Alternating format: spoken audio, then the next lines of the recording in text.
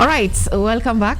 If you're just joining us, this is Biashara Tuesday, KUTV Rise Today. And at this point, we want to have a discussion on real estates, demystifying real estates, investment trust, what you need to know as a young person when you want to invest in real estates, regulation, and the famous wash business that you know about, the discussion surrounding real estates and wash. What is it about? How is it affecting you as an investor? And how do you navigate that to come out successful? What are the safe ways of investing? In Yautatafutu and DCI, that is. So this is a discussion on demystifying REITs. Joining us this morning is John Asio, who is relationship manager at VUCA Investment Club. We're also joined by Ella Waweru, who is a young mind that will be helping us understand, is it possible for a young person to invest? If yes, how does this happen? Allow guests in studio to allow themselves. Let me begin from my immediate right. Let's begin by gentlemen first today because we're two ladies. Yeah, so as Sylvia said, my name is John Asio, and I'm a relationship manager at VUCA Investment Club. Mm-hmm. Yeah. Thank you so much for making time for us. Yeah, thank you for having me. As Sylvia said, my name is Ella Waweru, and I'm a BCom student in Kenyatta University. Wanafunzi wa biashara. Karibu sana Ella, KUTV. Now, John, please tell us in details what you do. Okay, so I help onboard clients to the VUCA platform where they can invest in a real estate investment trust. And it doesn't stop there. It's good to guide people as they invest because it's a long-term investment. So simply put, there to work with you through your investment journey. If you have any queries, you can ask, and I can also give you pointers on how to not only invest in real estate, but to have a balanced portfolio. Yeah. If you're watching us live, you see the guest has also opened up to questions. So if you're having any question, please feel free to share with us on our social media platforms. We are live on YouTube at KUTV Kenya. Please share the questions. Now let me begin just where we are. As young people, we are told often that you need to invest in your younger ages. Age is when you have the energy to, have your money directed to something that is growing, because we have grown up with the mindset, with the consumer mindset. Right now, if you give a young person 1,000 bob, atafikiria ni nini sina? Yeah. That's the first thing. Ni nini sina? What's the latest trend? What do I need to buy? If it's a lady, do I have lashes? Do I have wigs? Is my makeup kit right? So we have this consumer mindset.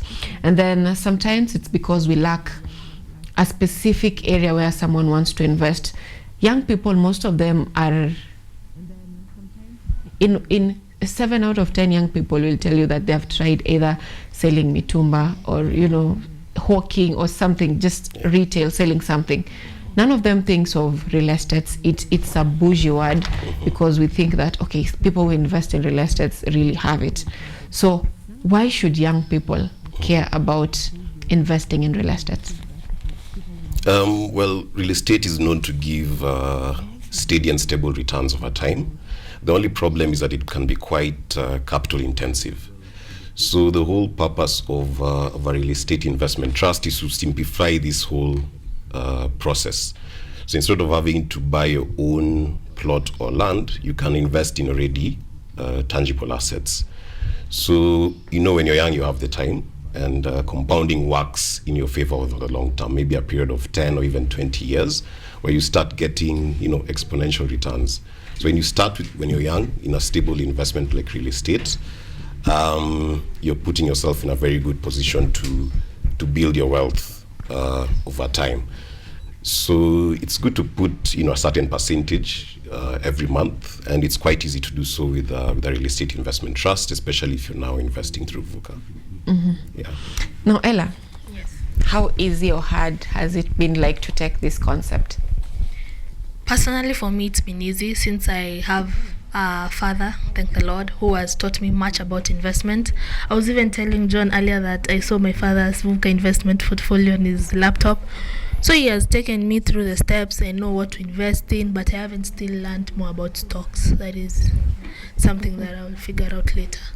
I love that because most households do not have these conversations of money. People grow up, I don't like using this word, but someone grows up having a scarcity mindset, because the only time you talk about money with your parents is when you're told, you ask money, nataka pesa hii, and then you're told hakuna sahi. So you learn to akili yako iko centered on, we may not have money right now, so where would we get money to save? So we've grown up with that mindset, and I love the fact that you've had it from a young age. How relevant is this, or how early should parents talk to their children about savings and investments? To be honest, I think as early as possible. When your child is not even maybe 10 years old, they should at least have some concept of saving, maybe the piggy bank, just to get them on track early on, so that by the time they're in campus, they understand that with the little that I have, I can put some away for the long term. By the time now you're leaving campus, that mindset is already fully engraved inside you, and you'll have your first job, you'll be making a bit more, so you can even save a bit more, and since you have the discipline, it'll be much easier to do so. Now, that was a little bit out of topic, but we had to do that. Now let's come back to the discussion about where we're having investment. How do you identify this is a legit investment or trust fund, and this is not a legit one? So for most investments, the first thing is to ensure that it's regulated by the Capital Markets Authority.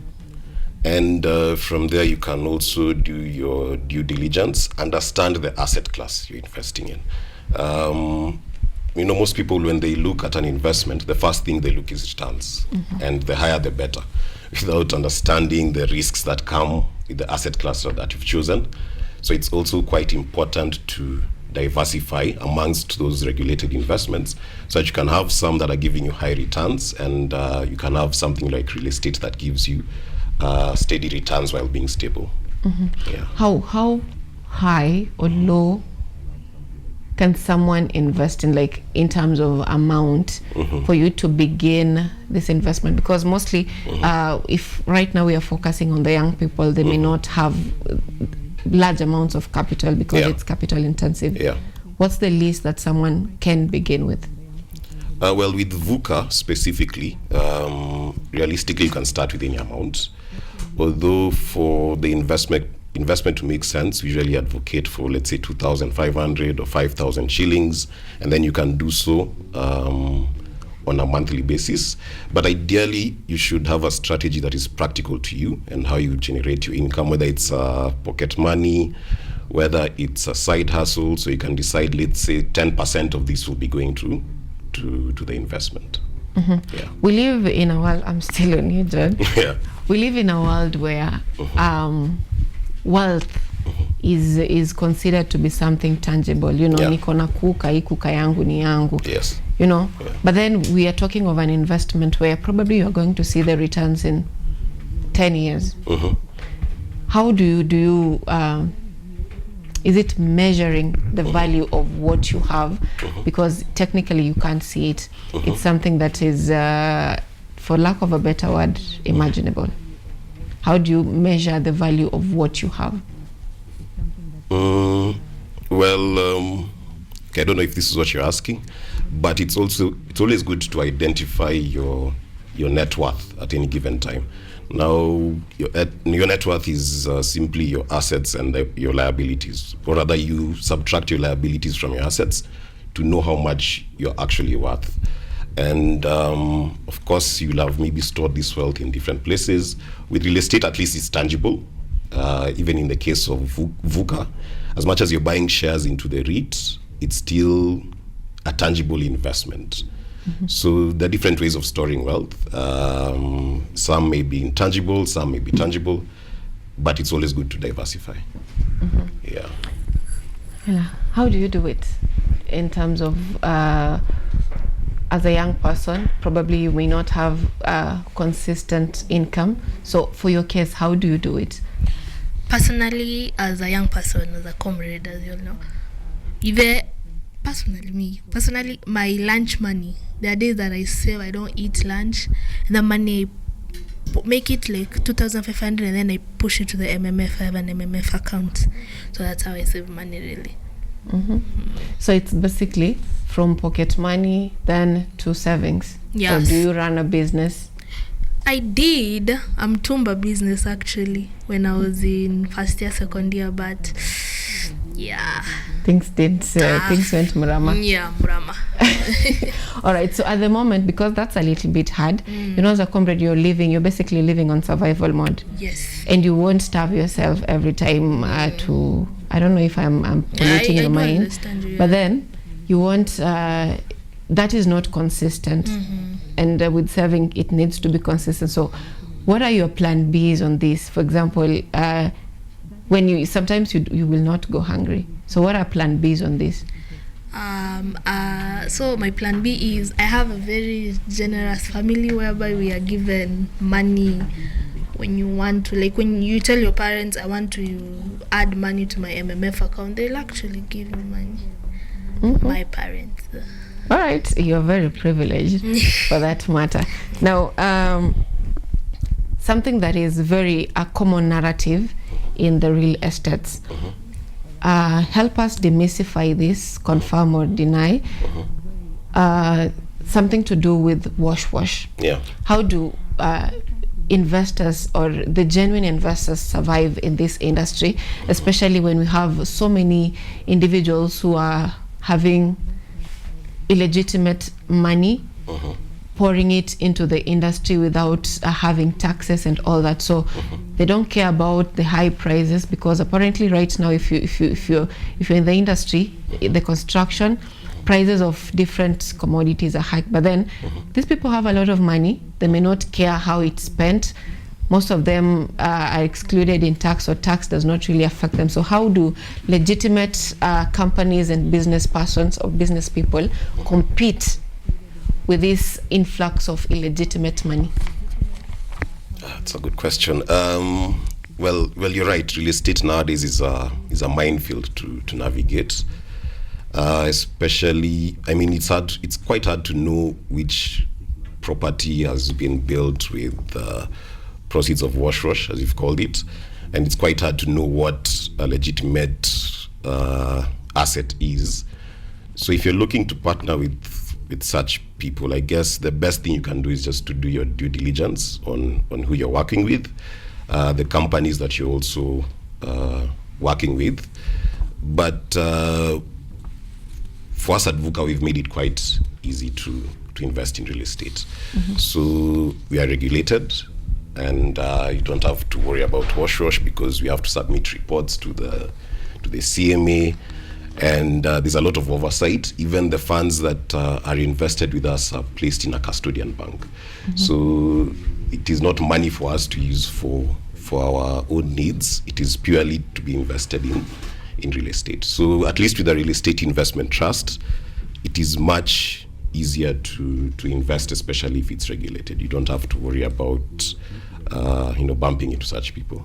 So how do you survive the competition? Because from where I get, you at the honest side of this conversation. So for us, we decided to venture into a space that has barely been tapped into, and that is quality purpose-built student accommodation. So at least with that, you can ensure that you have good occupancy rates, and being a fast mover, we are putting ourselves at an advantage where we are ahead of the competition. So it's just a matter of choosing a good segment to invest in. Don't go into a saturated market, and also do it in a regulated way. For us now, we decided the REIT structure was a good way to add or to improve credibility in the real estate market. All right. Yeah. That is brilliant. I love it. Now, you've mentioned VUCA several times. Yes. And I want us to help us understand how exactly this works in terms of the procedure, the step by step, how this works for someone who is new to this type of investment, and probably they want to go with VUCA on this investment. VUCA is what we call an aggregator platform. We pull funds from different people, and then we invest these funds into our REITs. So it's quite simple to open a VUCA account. You just visit the website, we verify your account, and we guide you on how to get started. We don't just leave you stranded. And from there, once you're investing in VUCA, you're investing in our REITs, you're buying shares into our REITs. So the idea is that the shares will be appreciating in value when the property is also appreciating value. So those two are linked together. And then at the same time, you'll be benefiting from the rental income that we generate from these properties as a shareholder. And as I mentioned, you can invest even as low as 2,500. So the idea is that whenever you're ready to invest, you just log into your VUCA account, you place your, what we call your buy order by buying the shares, and you're already an investor with VUCA. Yeah. So what are the hidden risks of REITs investment? Because I know there has to be the dark side. Yeah, there's no investment that doesn't carry a certain type of risk. So for us, in our case, occupancy rates can change, especially if it's off season. So whenever that happens, it means that the rental income, of course, reduces. And if that happens, it means we could have lower dividend payouts for our clients. So of course, there's that type of risk, but at least the investment is asset backed by actual assets, which are independently valuated, meaning that your principal investment is at least secure, even if the returns might fluctuate from time to time. All right. Yeah. Coming back to Ella, for how long have you been doing this investment? Since Form 1. Oh, since Form 1. So far, how are the returns for you? How do you see it, and would you recommend it to someone? The returns are quite well, and I would recommend it to someone, especially if you're patient enough to wait, because returns you don't get money overnight. You have to be patient. The returns are usually annually, so you have to wait for a whole year to get the certain amount. But there are also MMFs whereby they give you per day, there's a certain rate you get. So yeah, I do. So I love your patience. Anyway, John, talk to us about the liquidity of this, because probably someone will want, okay, maybe niko na emergency, I want my money. Yeah. How easy or hard is that? So for a real estate investment, it's quite liquid. We have what we call trading cycles. In our case, that happens on a weekly basis. So for instance, if you have an emergency and you sell your shares, we will process the transaction next week on Monday, and then from there you can withdraw from your VUCA wallet. So that process takes at least or up to 5 working days to facilitate the transaction. Having said that, we don't recommend using VUCA as an emergency fund. So it's always good to have a diversified portfolio, as she has an MMF, so that can be your emergency fund. And then now whatever you are willing to invest for the long term, you can put with VUCA. But we do understand life happens and you need to liquidate everything. So in that case, it's quite simple. Let's say within 10 working days, you'll have received your funds. Yeah. That is within a week. Yeah, within a week, more or less. All right, it's best saving for especially young people and you need to get your money as fast as possible. Now, when it comes to onboarding young people on this kind of investment, now they know of liquidity, they know how it works, they can save as little as 2,000 shillings, and it takes longer time for it to mature or for you to get your dividends and all that. When it comes to bringing them on board, despite knowing all these things, are there other setbacks in terms of mindset that you've seen they have that you can talk them off that mindset? So for me, what I've seen personally, sorry to say, is usually a lack of foresight. Someone may come in understanding that it's a long-term investment, but within a year or two, because real estate takes time to substantially appreciate in value, they tend to forget that lesson. So that is, a big part of my job is to walk with someone through this journey. Continuous education is what I do, just so that you don't lose track of your actual goals. Because another thing is that I see is people tend to invest without a purpose. Now, if you do that, you lack patience. So every investment that you have or that you do should have a specific goal attached in mind. So for me personally, for instance, with my VUCA account, I use it to diversify my pension portfolio. So if a certain percentage is deducted to my personal pension plan, I meet it with the same percentage with VUCA.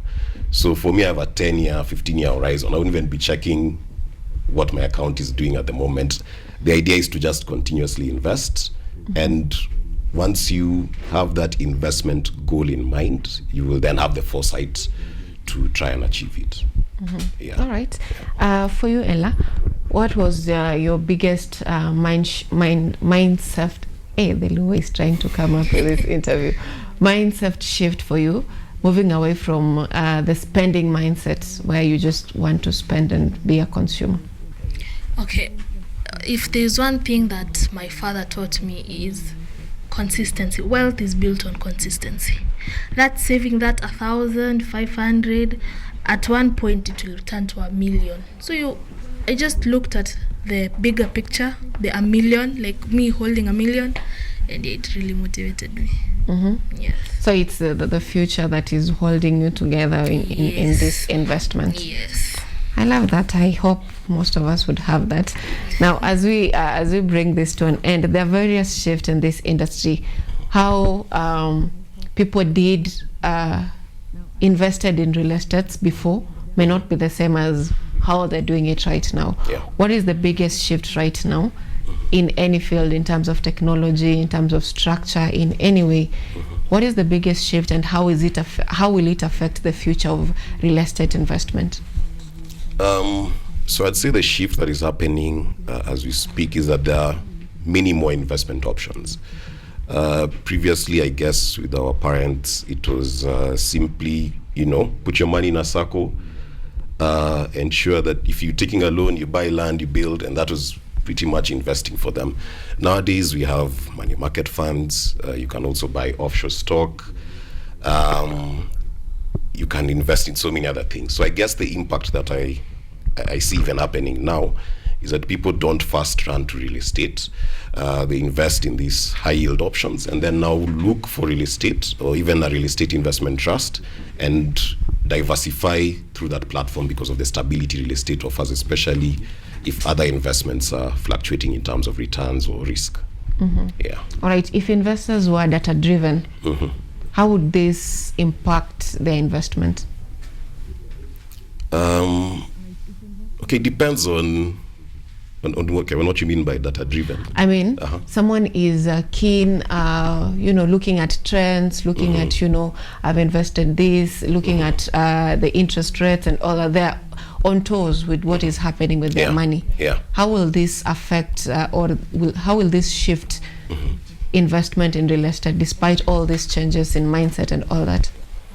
I think for institutions, we'll see a shift from let's say saturated markets like apartments or malls or office space, and you'll find that segments like student accommodation now will have more players in it, and people will also look for REITs that are now focusing on such areas as opposed to general real estate. As you said, real estate has a lot of wash, so people now will try to navigate to the less saturated and to an investment that offers credibility. Yeah. All right. Now, Ella, if you were to give an advice to your peers or the young people who would probably want to invest either in MMF, either in real estate, in any field, or in business, you've also tried business, what advice would you give to them? Do your research, and because we live in a world whereby information is in our hands, so you can be misguided at any point, and we are fast to accept information without actually doing your research. So you do your research to know where to invest, how to go about it, and then you invest your money and then you get a good profit in the end. Yeah, and also be patient. Patience, the biggest lesson so far. Now, coming back to John, any last words to our viewers back at home? It's maybe advice to the young investors or even the veteran investors, maybe our parents who believe in kununua mashamba and all that. Any advice to them in terms of shifting their minds to other forms of investment or even joining VUCA? I think Ella has said it best. It's about being consistent, and it is also about having a long-term approach regardless of whatever investment you're doing. Do your own research, and I have to reiterate that it's good to always invest with a purpose. Don't just invest for the sake of it. All right. Thank you so much, lady and gentlemen, for making time for us this morning. I hope there is a shift in our audience mind in terms of investment and the reward of consistency in this industry. I hope you have learned a thing or two. I don't know if there are questions. Let me check if you have questions, so that we don't end this without having answered your question on matters real estates. That is to our guests here in studio. I'm looking. We don't have a question related to that. Great conversation. Someone is saying, Rachel, the real estate discussion has cleared the misconception I had about investing in real estates. Ms. Karanja saying, great conversation we have here. Valerie, very lively discussion, and so many other comments, but we don't have a question. So I guess wanafunzi wameelewa. When the teacher used to tell you that any question, no question, it means you've understood. Thank you so much for making time for us. We are going to be taking a very short break. Coming up next is the newspaper review on the